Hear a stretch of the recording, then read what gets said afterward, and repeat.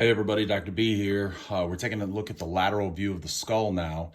Some of the bones that we identified on the previously on the anterior view, we're also going to see here on the lateral view.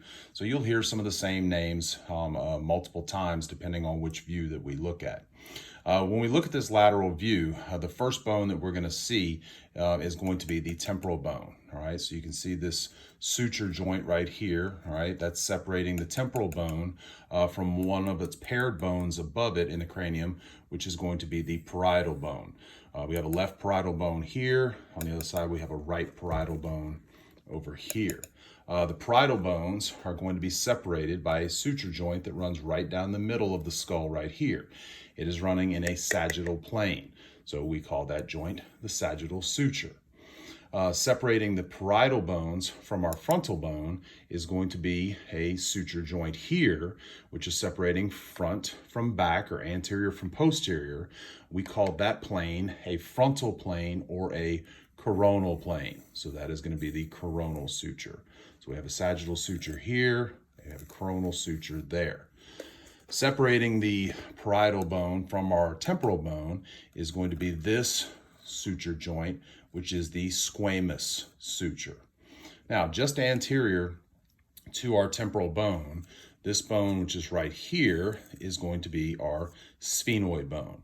Now, we're going to see the sphenoid bone multiple views. We saw it already once at the posterior of the eye orbit. Right here, we're seeing it laterally. We're also going to see it from a superior view when we take the section off the top of this skull. Again, here's our temporal bone, our zygomatic bone, and these bones both have a process associated with the bone.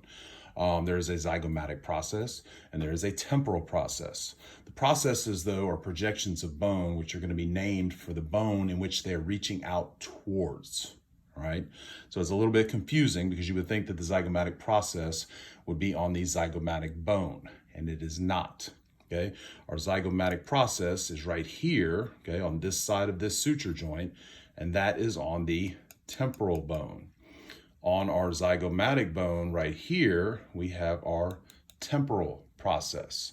So you can see how it can be a little bit confusing, but the easiest thing to do is just to remember that the temporal process is on the zygomatic bone and the zygomatic bone is on the temporal process. Now, also in the zygomatic bone, okay, right here, we have another foramen, all right? This foramen right here is the zygomaticofacial foramen. Sorry about that. My tongue got all twisted up on it. Zygomaticofacial foramen, all right? On our temporal bone, we have a couple of processes to identify. One is this process right here. That is the mastoid process. And then if you look closely right here, you can see another process sticking down. That is the styloid process. Yes, styloid process, just like we had on the ulna and the radius, okay? Only this one right here is associated with the temporal bone. And you'll also see an opening right here in our temporal bone. All right, that would be the opening that we would associate with the ear canal. All right, this is on the outside of the skull, so this is the external auditory meatus. All right, external auditory meatus. On the inside of the skull, we'll also have an internal auditory meatus. Now, if we turn the skull around a little bit posteriorly here, we can see the occipital bone. The occipital bone is going to be inferior to the parietal bones, and it's actually going to wrap all the way underneath the skull.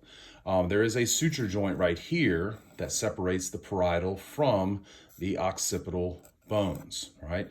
This suture, you can see, kind of runs in an upside down V pattern, which they found to look like the letter lambda in the Greek alphabet, so they call that the Lambdoid Suture. On the occiput, we have a large projection of bone right here. This large projection of bone, if you run your finger on the back of your skull, you will feel a large bump at the base of the skull. That is the external occipital protuberance. All right, I know that's a lot to say. External occipital protuberance. We're going to pause it here. We're going to disassemble this jaw and we're going to take a look at the mandible.